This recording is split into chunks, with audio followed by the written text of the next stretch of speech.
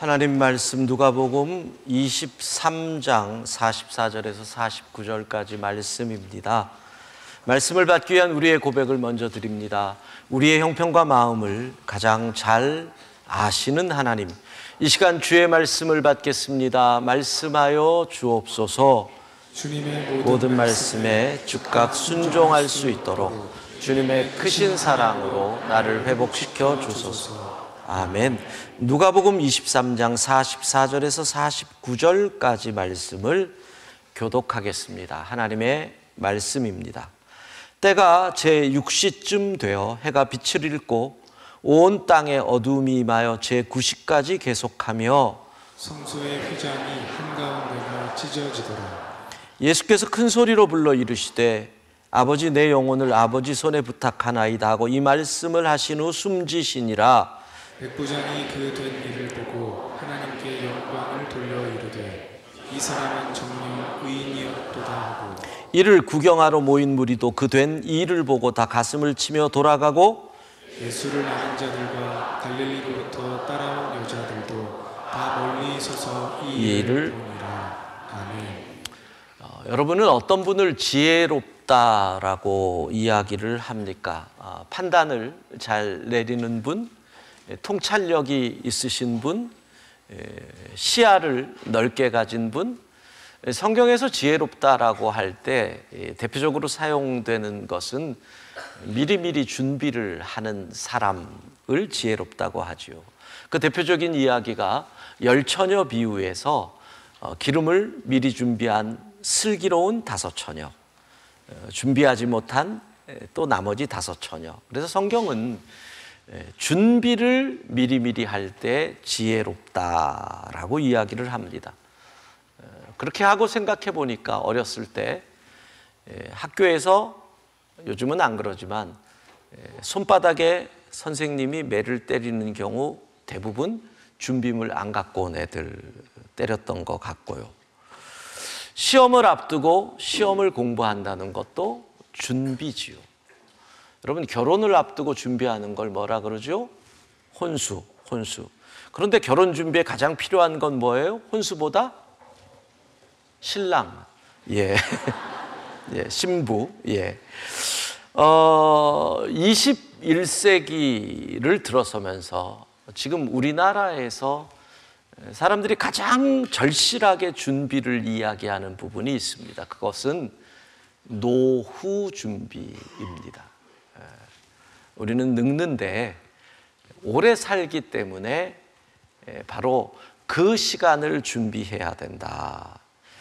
작년 8월 말 우리나라 인구가 5,180만 정도 됩니다. 그런데 남녀 비율로 통계청 자료를 보니까 여성이 한 10만 명 더 많네요. 남성이 2,580만, 여성이 2,590만 이렇게 됩니다. 그런데 우리나라에서 70세까지 살 수 있는 비율이 86%입니다. 그러니까 사실 대부분 70은 넘기는 거죠. 그 가운데는 어릴 때 사고도 있을 거고, 코비드19 같은 전염병도 젊어서 있으니까 대부분은 70을 넘길 수 있다는 거죠. 75세까지가 54%가 나옵니다.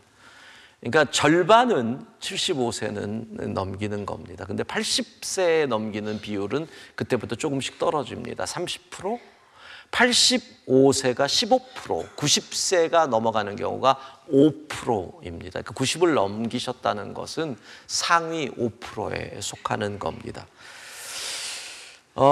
이런 이 고령화 시대가 되면서 우리는 이런 말을 많이 합니다. 우리에게 정년이 3번 찾아온다. 첫 번째 정년은 고용정년이죠. 퇴직하는 겁니다. 보통 몇 세? 법으로는 60이지만 지난 10년간 한국인의 퇴직 연령 평균이 몇인 줄 아십니까? 10년 평균이 49.4세입니다. 그러니까 50이면 대충 퇴직을 하는 거죠. 그리고 그때부터 또 이 고용정년 이후에 일의 정년을 한 15년에서 20년, 그러니까 퇴직한 다음에 뭐 치킨집 하시는 분도 계시고요. 퇴직한 다음에 또 무슨 자격증 따서 부동산 중개인 하시는 분도 계시고, 그렇게 그 생활이 15년에서 20년 정도 됩니다. 그게 이제 일의 정년. 그리고 마지막에 그로부터 한 10년, 15년 지나면 하나님이 이제 와라. 진짜 인생 정년이 시작이 되는 거죠. 우리나라 작년 기대 수명이 83.5세입니다. 그러니까 83.5세까지 산다. 그러니까 한 15년에서 20년 이렇게 됩니다. 그런 의미에서 노후를 준비한다. 지혜롭게. 첫 번째는 누가 뭐래도 뭐예요? 건강입니다. 여러분, 건강하지 않으면 노후가 참 어렵잖아요. 우리나라의 문제가 기대 수명과 건강 수명의 갭이 크다라는 겁니다. 올해는 사시는데 건강하게 오래 사는 이게 어렵다라는 거고요. 두 번째는 부부가 둘이 같이 살 준비를 해야 한다는 겁니다. 따지고 보면 많은 한국의 은퇴하는 부부들이 은퇴하면서 신혼이 시작이 됩니다. 무슨 말이냐 하면 결혼하고 난 다음에 서로 돈 버느라고 아침에 헤어지고 저녁에 만납니다. 사실 그게 연애지 무슨 결혼입니까? 근데 은퇴 딱 하면 하루 종일 있습니다. 이제 신혼이 시작이 되는 거죠. 그리고 은퇴할 쯤에 남자들이 몹쓸 결심을 합니다. 이제까지 부인이 힘들게 살았으니까 나는 이제부터 아내를 위해 살 거야. 아내가 원하는 대로 할 거야. 이런 몹쓸 결심을 합니다. 왜? 아내들의 마음은 이미 떠났거든요. 은퇴해도 좋으니 나만 귀찮게 하지 마. 이게 아내들의 마음인데, 그때부터 이제 남편들은 아내들을 줄줄줄줄 쫓아다니고 시작을 하면서 아내들이 그러죠. 따라오지 마. 이렇게. 그러니까 그 전부터 부부가 함께 살 준비를 하지 않으면 은퇴 이후 뭐 조론이다, 황혼 이혼이다 이런 얘기들이 생긴다는 겁니다. 노후 준비 세 번째는 누가 뭐래도 경제적인 문제죠. 이번에 바뀐 국민연금을 보니까 30대에 40만 원 정도씩을 국민연금으로 시작을 하면 60대에 들어서 약 83만 원 정도를 받을 수 있고, 배우자 연금까지 하면 100몇십만 원 정도가 가능하다. 그러면 굶지는 않는다라는 겁니다. 그리고 네 번째가 남자들한테는 계속 죄송한 얘기만 하는데 여성들이 혼자 살 준비를 해야 합니다. 10년 정도 혼자 살 준비를 해야 됩니다. 보통 여자들이 평균적으로 남자들보다 한 5, 6년 이상 더 삽니다. 6, 7년. 그런데 우리나라는 아직까지는 대부분 남성들이 연상이죠. 3, 4년 정도. 그럼 어떻게 됩니까? 부부인 경우에 여자가 5, 6년 더 사는데 남자가 3, 4년 위니까 10년을 여자 혼자 살 확률이 있으니까 혼자 살 준비 10년을 지혜롭게 해야 됩니다. 그런데 이 트렌드가 바뀌는 게 작년에 우리나라 통계를 보니까 점점 연상 여자, 연하 남자 커플이 많아지는 겁니다. 작년에 우리나라 통계청 통계를 보면 17만 8,700쌍의 결혼, 이것도 참 트렌드입니다. 첫 결혼 이렇게 되어 있습니다. 뭐라고 17만 8,700쌍이 첫 결혼을 했는데 작년에 그 가운데 연상 여자, 연하 남자 커플이 3만 5,616, 약 20%입니다. 그러니까 상당히 이게 바뀐 거죠. 예전에는 거의 95%가 남자가 연상이었는데 이젠 20%까지 온 겁니다. 그러니까 남자들도 다 이제 머리를 쓰는 거죠. 이러면 내가 먼저 가는구나. 이래가지고 이제 맞추는.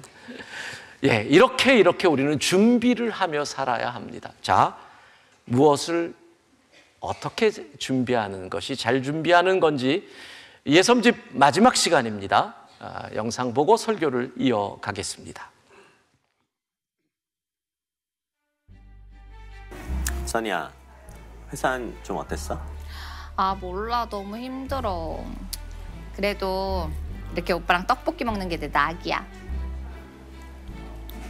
선이야, 내가 너 좋아하는 떡볶이 평생 사줄게. 나랑 결혼해 줄래? 뭐야? 지금 이게 프로포즈야? 맞는 것 같은데? 아니, 내가 평생에 하는 프로포즈인데 지금 이게 뭐야? 꽃도 없고 촛불도? 아, 내가 지금 이걸 받아줘야 돼? 아니, 나는 미안해. 내가 떡볶이를 좋아하니까 받아줬다. 진짜? 선이야, 내가 너 좋아하는 떡볶이 진짜 칠리도록 사줄게. 사장님, 여기 떡볶이 3인분 같은 2인분 추가요.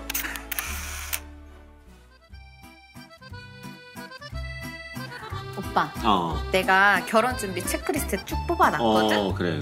시쯤에는 주말에 견적받았던 곳에서 하자. 나도 거기가 제일 나은 것 같더라. 제주도 웨딩 촬영 체크됐고 비행기 티켓도 예매 체크. 축가랑 이벤트 영상은 동기들이 해주기로 했어. 야, 너 진짜 대단하다. 이 많은 거 어떻게 준비한 거야? 오빠는 와이프 잘 만난 줄 알아. 그러게, 이렇게 준비할 게 많다니 참. 결혼 2번은 못하겠다. 뭐야? 결혼을 2번을 해? 아니 그렇다고.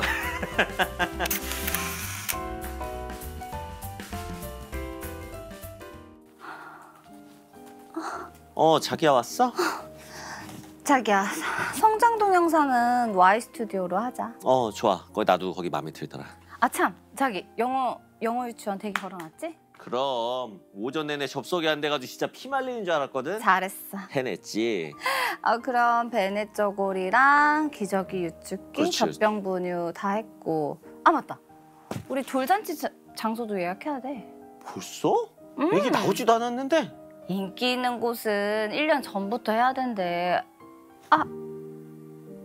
배가... 선이야, 너 괜찮아?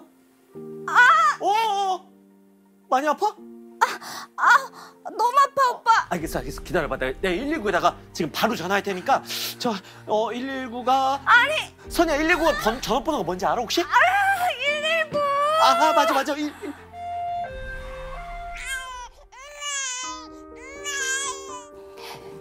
야, 가서 놀고 와. 야, 언제 이렇게 컸대? 그러니까 내년에 초등학교 들어가려면은 올해 준비할 게 한두 가지가 아니야. 또 준비할 게 엄청나겠구만. 야, 근데 뭔 시간이 이렇게 빨라? 그러니까 눈 한 번 깜빡하면은 시간이 훅훅 가 있다니까. 야, 이거 이러다가 우리 또 눈 한 번 깜빡하면 막 할아버지도 있고 할머니도 있고 그런 거 아니야? 그럴 것 같잖아. 뭔 소리야? 해봐. 아이고, 이거 도대체 내가 얼마나 오랫동안 눈을 깜빡이고 있었던 거야.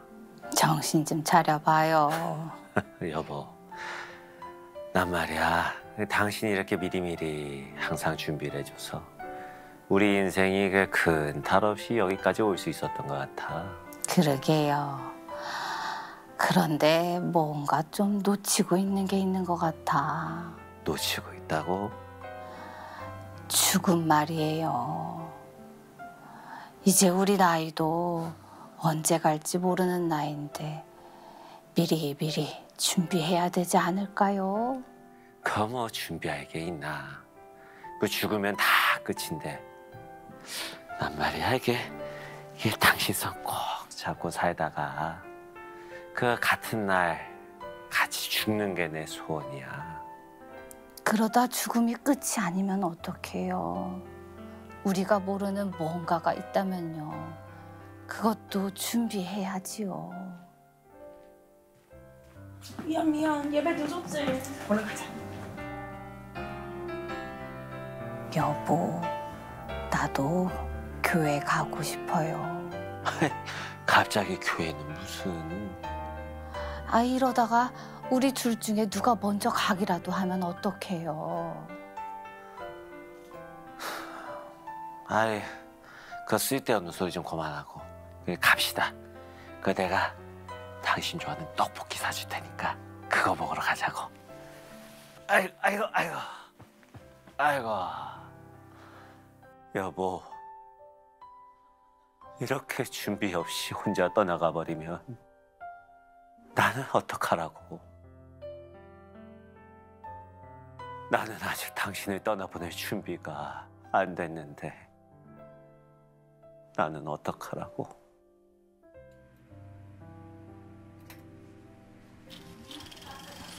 뭐 이렇게 심각한데 자꾸 웃으시고 그러세요. 예. 정말 열심히 잘 준비하는 부인을 만나서 살아왔어요. 모든 걸 준비했지요. 그런데 아무리 잘 준비했어도 결정적인 것을 준비하지 못했다. 떡볶이만 준비했다. 여러분, 스드메가 뭔지는 아세요? 한 집사님 스드메가 뭔지 알아요? 예, 스튜디오, 그러니까 결혼사진, 드레스, 메이크업. 그래서 스드메라고 한대요. 전 알았겠어요. 보고 찾아봤지. 요즘 젊은 분들은 정말 이런 걸 준비하나 봐요. 애가 태어날 때 벌써 돌잔치 할 곳을 예약해야 되고. 그런데요, 정말 인생을 잘 준비하고 여러분 노후를 잘 준비해도 이 땅에서의 삶으로 모든 것이 끝나지 않는다는 거잖아요. 진정으로 지혜로운 자는 이 땅에서의 노후를 준비할 뿐만 아니라 영원한 생을 준비해야 합니다. 내가 아무리 부유해도, 내가 아무리 선을 행해도, 내가 아무리 많은 공부를 해도, 내가 아무리 많은 능력이 있어도 영혼이 구원받지 못하다면 그건 의미가 없지 않습니까? 여러분, 죽음 준비를 어떻게 하셨습니까? 수의? 안동포? 봉안당? 선산? 여러분, 그게 죽음 준비가 아니에요. 그건 여러분이 안 해도 자녀들이 알아서 해줄 거고, 여러분들이 갈 곳. 오늘 본문에서 예수님은 이 땅에서의 삶을 마무리합니다. 주님요, 노후 준비 하나도 못했습니다. 결혼도 못했고요. 비참하게 끌려서 돌아가십니다. 그런데 예수님의 그 당당함은 영원한 하나님의 나라를 준비해 두셨다는 거거든요. 그래서 그분은 마지막 순간에 이런 고백을 합니다. 누가복음 23장 46절 같이 읽습니다. 아버지, 내 영혼을 아버지 손에 부탁하나이다. 예, 예수님은요, 하늘 아버지, 그분을 아버지라고 부르면 나는 자녀잖아요. 하나님의 집에 들어갈 수 있는 준비를 해놓은 거예요. 그래서 십자가에서 아버지를 부릅니다. 아버지, 아버지, 나 갑니다. 이게 예수님의 준비거든요. 여러분, 아버지가 계시면 참 좋습니다. 거기다가 아버지가 능력이 있으면 더 좋죠. 해달라는 거 해줄 수 있는 아버지 얼마나 좋아요. 그래서 요즘 젊은이들의 꿈이 금수저가 되는 게 꿈이랍니다. 아버지. 근데 세상 아버지가 아무리 능력이 있어도 구원은 해결 못합니다. 세상 어머니가 아무리 우리를 사랑해도 영혼 구원의 문제는 해결하지 못한다라는 겁니다. 그런데 하나님이 아버지 되시면, 하나님이 우리 아버지시면 우리를 구원하실 수 있습니다. 여러분에게 질문합니다. 여러분 준비되셨어요? 언제 갈지 모르는 이 땅에서 준비하셨는지요? 여러분이 번 돈이 구원을 약속 못 하잖아요. 여러분의 화려한 인맥도, 여러분의 권력도, 여러분의 지식도 구원을 허락하지 않습니다. 하늘 아버지. 제가 지난 주간에 우리 교회 청년 한 명에게 간증을 들었습니다. 고등학교를 졸업하면서 유학을 갔습니다. 유학을 갔는데 미술을 공부하는 유학을 갑니다. 그리고 이제 대학 졸업반이 된 거예요. 졸업반이 됐는데 갑자기 한국에서 부모님이 연락이 온 거죠. 이제 더 이상 올해까지 너를 돕겠다. 그리고 졸업한 이후에 너 혼자 살아야 된다. 그러니까 멘붕이 온 거예요. 아직 졸업이 1년 남았는데, 왜냐하면 제일 문제가 본인이 돈 개념이 없대요. 그러니까 숫자 개념도 없고 계산도 잘 안 하고 그렇게 평생 살았는데 갑자기 이제 연락 오셔가지고, 물론 이제 부모님 마음은 그랬을 거예요. 그런 걸 아니까 너 지금부터 훈련해야 된다, 그런 의미였겠죠. 그래가지고 이렇게 생각을 했대요. 그럼 지금부터 돈을 모으자. 알바라도 해서 모아야겠다. 그래서 월, 화, 수, 목. 근데 금, 토가 돈을 벌 수 있는 알바인데, 너무 믿음 신앙 교육을 받아서 유학 간 그곳에 있는 교회에서 금요일도 봉사, 토요일도 봉사, 주일도 봉사. 엄마가요, 중학교 때, 고등학교 때, 초등학교 때 큐티 안 하면 밥을 안 줬대요. 학대를 받으며 자란 거죠. 그렇게 철저하게 믿음 훈련을 해놓으니까 뭐 당연히 교회 중심으로 가서도 하니까 월화수목 가운데 뭐 학교에 뭔 일 있으면 빠지면 실제로 돈을 못 버는 거예요. 그래서 시간은 가는데 벌어놓은 돈은 없고 내년부터 혼자 살아야 되고 스트레스를 받는데, 서울에서 부모님 연락 왔대요. 대학 마지막 방학이니까 한국에 들어왔다 가라. 들어간 거예요. 그리고 15년 전에 이제 우리 교회에서 주일 예배를 드리는데, 그때 제가 이제 돈을 관리하는 법에 대한 설교를 했던 것 같아요. 그러면서 어떤 원칙을 주었느냐 하면 1대 2대 7 이런 원칙을 줬어요. 돈을 관리할 때. 특별히 초기에 직장 생활을 하는 사람들은 1. 저금해라. 2. 하나님과 이웃을 위해 써라. 7. 생활비다. 근데 여러분 이거 쉽지 않습니다. 청년들, 월급 얼마 안 되는 청년들이 10%를 저금하는 것도 어렵고요. 20% 가운데 11조 떼고 헌금하고 나머지 이웃을 위해 사는 거 쉽지 않거든요.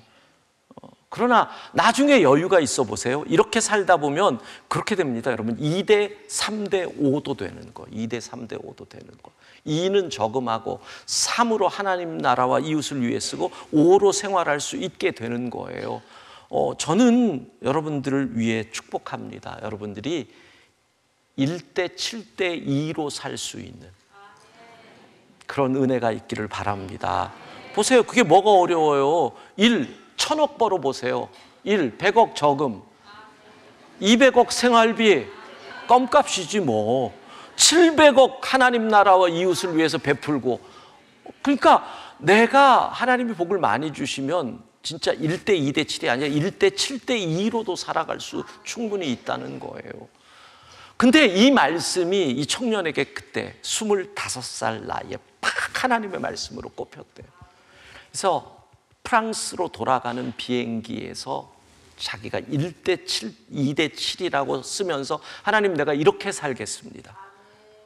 그리고 결심을 하고 가가지고 벌지도 얼마 못하잖아요. 알바하면서 벌어야 얼마나. 그래도 먼저 10% 저금하고 그 다음에 11조 떼고 헌금하고 남는 돈을 어디에 쓸까 하다가 그 파리에 워낙 노숙자들이 많으니까 이웃을 위해 나는 이걸 노숙자들에게 주는 걸로 하겠다. 그 지갑을 따로 만들었다는 거죠. 그러면서 여기서 생활을 하기 시작하는 거예요. 그리고 연말이 다가오면서 이제 학교를 마무리할 때가 돼 있는데, 하루는 학교에 갔다가 오는데 학교 앞에서 어떤 노숙하는 여자분이 구걸을 하는 거예요. 근데 주머니에 그달에 내가 생각했던 그 이웃을 위한 게 아직 남아 있었대요. 그래서 그걸 그냥 꺼내서 몇십 유로예요. 여러분 이거 구걸하는 사람들 기껏해야 동전 받아요. 지폐 받지 못해요. 근데 그거를 딱 준 거예요. 그리고 하나님 앞에 약속이니 나는 하겠다. 그러고 가는데 갑자기 학교 안에서 누가 막 뛰어오더래요. 나이든 어떤 남자가. 그러더니 부르더래요. 마드모아젤 맞나? 하여튼 부르더래요. 그러더니 와, 너 진짜 착하다. 어떻게 노숙자에게 그런 돈을 줄 수 있느냐? 그래서 넌 누구냐 그랬더니 나 이 학교의 경비 관리 책임지는 사람이다. 그러니까 몇십 년 동안 학교에서 그 일을 했던 사람이라서 이 앞에서 이 단골 노숙자도 잘 아는 거예요. 그러고 봤는데 그 몇십 년 동안 이런 돈을 주는 사람을 처음 본 거죠. 너무 놀래가지고 너 진짜 착하다. 그러면서 서로 대화를 한 거예요. 너 우리 학교 학생이냐? 학생이다. 그러면 이제 졸업반이다. 그랬더니 묻더래요. 취직 어떻게 됐니? 아직 취직 못하고 있고 어디도 해야 할지 모르겠다 그랬더니 내가 회사를 소개해 줄까 그러더래요. 그러니까 이 미술대학에서 디자인 쪽에서 오래 있다 보니까 옛날에 졸업한 아이들과 관계가 있는데 그 아이들이 지금 어느새 회사들의 높은 자리에 있는 거예요. 그래가지고 소개를 딱 해준 회사가 LVMH라는 회사. 들어보셨어요? 루이비통, 모엣, 헤네시. 여러분 럭셔리 브랜드의 세계 최대 회사입니다. 아니 그 회사를 소개를 해주는 거. 그래서 거기에다가 이력서를 보냈는데 인터뷰를 하러 오라 그러는 거예요. 여러분들이 별로 감동을 안 하시는데 그 회사에 루이비통이 있고요. 이 보석 쪽 브랜드로는 티파니가 그 회사 소속이고 불가리가 그 회사 소속입니다. 디오르가 그 회사 소속이고 셀린느가 그 회사 소속이고 펜디가 그 회사 소속이고 시계 회사로는 태그 호이어가 그 회사 소속이고 샴페인으로 유명한 돔페리뇽이 그 회사 소속입니다. 이걸 어떻게 아느냐? 어제 공부해가지고 저도 제가 뭘 알겠어요. 그것도 모르고 어제 설교하면서 와인 회사 돔페리뇽 그랬더니 띡 톡이 오는 거예요. 목사님 돔페리뇽은 샴페인입니다. 지가 어떻게 알겠어요. 그래가지고 졸업반에 경력도 없는 이 아이가 정말 그렇잖아요. 이웃에게 사랑 베푼 거 하나로 그 회사에 취직이 된 거예요. 근데 여기서 또 하나의 문제가 생겨요. 바로 그때 프랑스 대통령이 사르코지였는데 사르코지가 정책을 이민 억제 그리고 비자 안 주는 쪽으로 갑자기 급변해가지고 보통 그렇습니다. 여러분 유학을 갔다가 괜찮은 회사에 취직이 되면 유학 비자가 취업 비자로 바뀌는데 별 문제가 없습니다. 어느 나라나 회사가 괜찮으면. LVMH가 유럽에서 가장 큰 회사거든. 지금은 세계에서도 가장 큰 회사가 됐지만 그때 15년 전에. 근데 비자가 안 나오는 거예요. 대통령 정책 때문에. 첫 번째 리젝트 거절당해요. 두 번째 또 거절당해요. 아, 이제 돌아가야 되나 보다. 그랬는데요. 회사에서 누군가 내가 추천서 써줄게 하고 편지를 씁니다. 그 사람이 누군지 아세요? 베르나르 아르노. LVMH 회장입니다. 세계 최고의 부자입니다. 베르나르 아르노가 이 아이를 위해서 편지를 써주고 그 편지를 보고 바로 비자가 나와서 루이비통의 하이엔드 쪽만 10년을 담당하다가 얼마 전에 프리랜서가 됩니다. 여러분 잘 생각해 보세요. 저는 그렇게 받아들였어요. 아, 세상 아버지는 멀리 있고 세상 아버지가 나를 못 도와줄 그때 이 믿음으로 하늘 아버지의 뜻을 따라가는 거. 내가 힘들지만 하늘 아버지가 기뻐하시는 이웃을 돕는 일을 위해서 나는 한다. 그랬더니 하늘 아버지가 도와주시는 거예요. 그러면 내 자녀니까 내가 길을 열어주마. 취직을 시켜요. 베르나르 아르노가 아무리 부자면 뭐예요? 하늘 아버지가 그 마음을 움직이니 편지를 써줘요. 하늘 아버지가 고레스의 마음도 움직이고 다리오의 마음도 움직이시는데 하늘 아버지가 여러분 우리 송장로님 딸 태인이거든요. 네. 그리고 프리랜서가 됐는데 갑자기 겔랑에서 연락이 왔대요. 겔랑이라고 들어보셨을랑요? 체리 블라썸이라고 하는 향수가 나오는데 VIP를 위해서 그 향수를 디자인해 달라고. 나중에 여러분 유튜브에서 겔랑 체리 블라썸을 찾아보십시오. 그러면 직접 거기 그림 그리는 거에서 겔랑에서 만든 자료가 딱 올라옵니다. 근데 거기 보면 무척 예뻐 보이는 아이가 계속 그리고 있는데 속지는 마시고 걔가 태인입니다. 예, 여러분 하늘아버지 하늘아버지의 자녀가 되면 하늘아버지가 우리의 삶을 해결해 주시는 줄로 믿습니다. 어떻게 됩니까? 성경은 정확히 말씀합니다. 요한복음 1장 12절 같이 읽습니다. 영접하는 자 곧 그 이름을 믿는 자에게는 하나님의 자녀가 되는 권세를 주셨으니 예수님을 믿으면 하나님이 나의 아버지가 됩니다. 인생의 가장 중요한 천국을 준비하는 것은 예수님을 믿고 하나님의 자녀가 되는 것입니다. 여러분의 인생의 마지막 고백 잊지 마세요. 아버지, 내 영혼을 아버지 손에 부탁합니다. 언제 일지 몰라요. 숨을 헐떡이면서라도 여러분의 자녀들이 둘러있는 그때 아버지, 내 영혼을 아버지 손에 부탁합니다. 그리고 천국으로 가는 거예요. 여러분의 인생에 가장 잘한 선택이 뭔 줄 아세요? 예수 믿은 거. 우리 인생의 가장 귀한 결정이 뭔 줄 아세요? 예수님 믿은 거. 그 예수님으로 인해서 우리는 하나님의 자녀가 되는 것입니다. 끝까지 믿음으로 달리고 아버지의 품에 우리 영혼이 안기는 믿음의 승리를 얻을 수 있기를 소망합니다.